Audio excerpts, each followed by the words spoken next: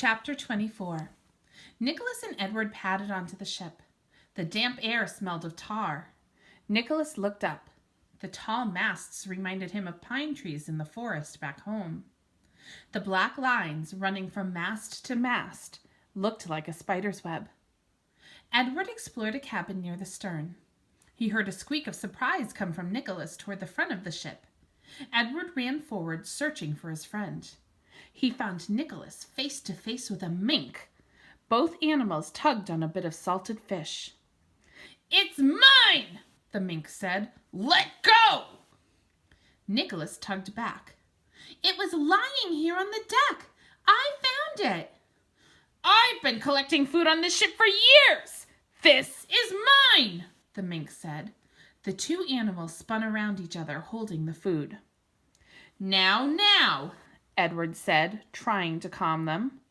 "I'm sure there's enough food for everyone." They each pulled hard. The piece of fish tore in two, sending both animals rolling backward. Nicholas knocked over Edward, who spilled a bowl of oats. "Ah, there you are now. Everyone has a bit of food and no harm done," Edward said, sitting up, rubbing his head. He scooped up some oats and stored them in his cheeks. Nicholas nibbled on the salt fish. The mink scurried onto a wooden chest. He took a bite out of his piece of fish. "Feeling better now," he said. "What brings you two aboard Mayflower 2?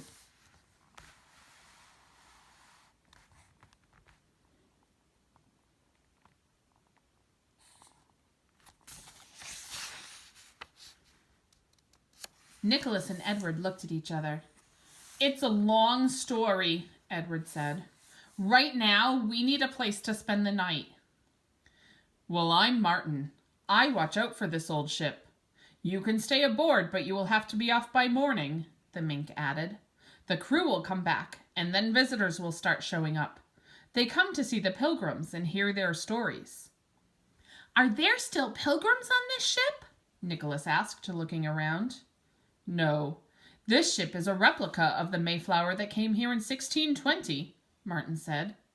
"The crew dress up as pilgrims and tell visitors what it was like to cross the ocean long ago."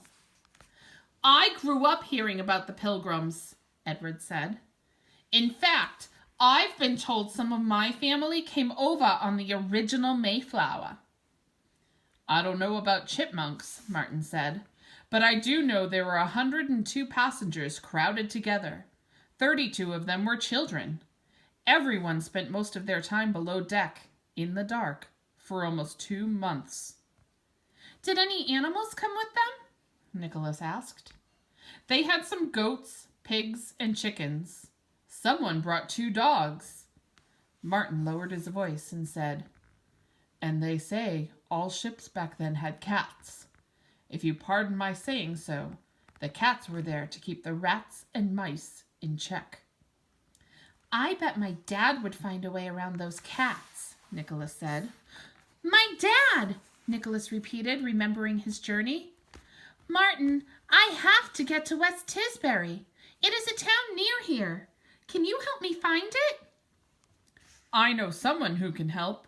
She fishes in the harbor this time of night. I bet she will know how to get there." Martin led the way off the ship. They crept along in the rockweed exposed at low tide.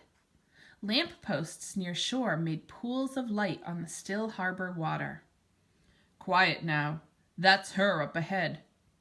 A great blue heron, standing still as a statue, looked out at the water. With a quick movement, she dipped her beak in the water. She stood back upright, dripping water. Her beak was empty. Turning toward the 3 animals, she said, "What do you want, Martin? You are disturbing my fishing."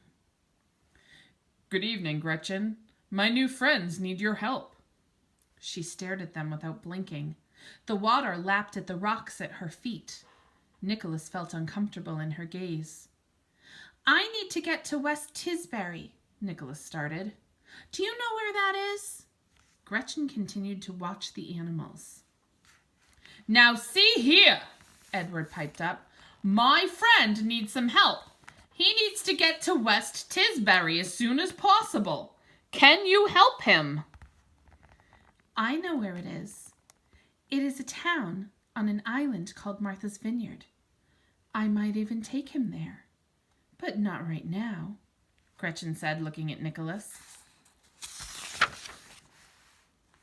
This is the best time for fishing. The heron waded back along the shore and stood looking out at the water.